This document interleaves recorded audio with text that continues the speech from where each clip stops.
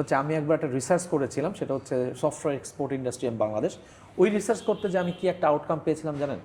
বাংলাদেশের বড় একটা সমস্যার জায়গা কি জানেন?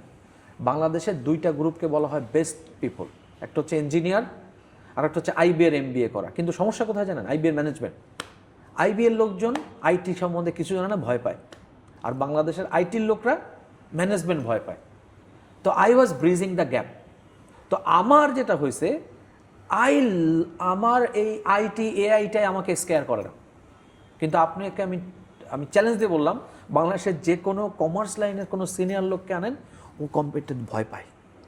এই ফিয়ার আছে না ওর মধ্যে একটা। আবার বাংলাদেশের ইঞ্জিনিয়াররা কিসে ফিয়ারফুল জানেন? কিসে? বাংলাদেশের ইঞ্জিনিয়ার নিয়ে একটা কথা আছে প্রচলিত। ম্যানেজমেন্ট? না, হ্যাঁ, বলা হয় যে বাংলাদেশের ইঞ্জিনিয়াররা টেকনিক্যালি হচ্ছে world class, but in terms of communication skill third class. Okay. কারণ তারা কমিউনিকেশন ভয় পায়। ও একটা মানুষের সাথে মিট করতে পারে না। আপনি দেখেন বাংলাদেশের ইঞ্জিনিয়ার যারা, তারা কিন্তু সহজাত না। আরেকজন মানুষের সাথে মিট করতে হবে, ভয় লাগে। মানুষের মিট করবো, 5 স্টার হোটেলে যেয়ে দেখা করব। আপনি দেখেন এই সোশ্যালাইজেশন ওদের উইক আছে।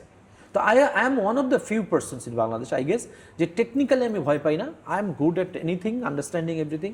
আর প্লাস হচ্ছে আমি ম্যানেজমেন্ট স্কিল বাড়িয়েছি। সো আমি মনে করি বাংলাদেশে এটা দায়িত্ব নিয়ে বলছি, আমাদের মতো বাংলাদেশে মানুষ যত বাড়তো তত দেশে উপকৃত হতো, কিন্তু এটা করছে না কেউ, এটা কেউ চিন্তাই করছে না।